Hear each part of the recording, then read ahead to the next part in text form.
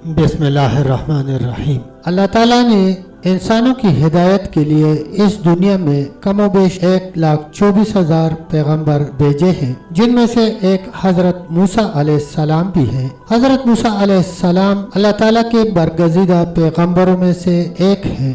ایک روز اللہ تعالیٰ نے حضرت موسیٰ علیہ السلام سے فرمایا کہ اے موسیٰ، میری طرف سے فرعون سے کہو کہ کیا تم مجھ سے صلح کر لینے کی خواہش رکھتے ہو؟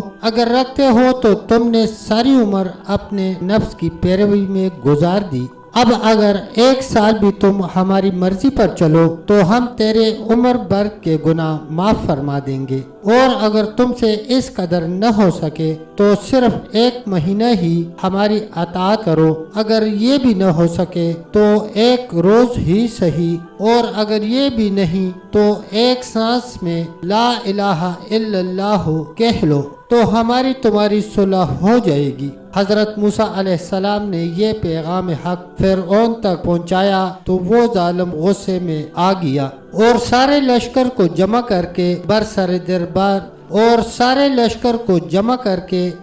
دربار کہنے لگا، کون ہے میرے سوا دوسرا کوئی رب؟ اللہ اکبر، استغفر اللہ۔ فرعون کا یہ متکبرانہ اعلان سن کر زمین اور آسمان لرز اٹھے اور اس کے ہلاک کیے جانے کی اللہ تعالیٰ سے دعا مانگی۔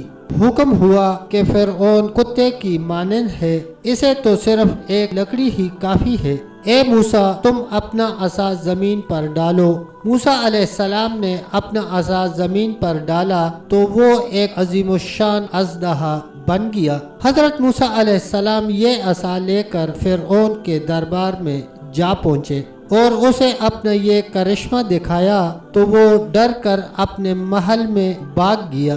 موسیٰ علیہ السلام نے فرمایا، اے فرعون، اگر تو گھر سے نہ نکلے گا تو میں اپنے عصا کو وہیں تیرے پاس پہنچ جانے کا حکم دے دوں گا۔ یہ سن کر فرعون بولا، اے موسیٰ، مجھے تھوڑی سی مہلت ملنی چاہیے، اور اس قدر جلد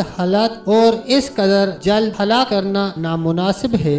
موسیٰ علیہ السلام سے اللہ تعالیٰ نے فرمایا، اے کلیم، اسے مہلت دے دو کیونکہ میں حلیم ہوں۔ حضرت موسیٰ علیہ السلام نے اسے 40 روز تک کی مہلت دے دی، مگر اس ظالم نے اپنا انکار و کفر پھر بھی نہ چھوڑا۔ پس اللہ تعالیٰ نے اسے دنیا و آخرت کے عذاب میں پکڑ لیا، اور یہاں دنیا میں اسے عذاب غرق میں مبتلا کیا اور آخرت میں دوزخ کے المناک عذاب میں ڈال دیا۔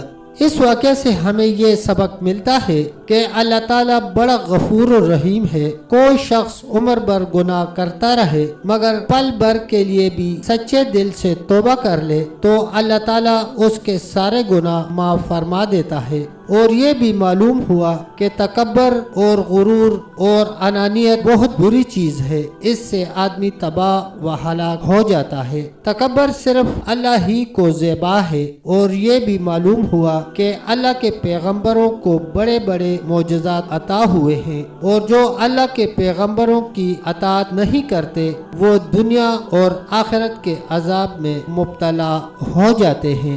تب تک دوستو اتنا ہی، ملتے ہیں انشاءاللہ ایک نئی ویڈیو کے ساتھ، تب تک کے لیے اللہ حافظ، اللہ نگہبان۔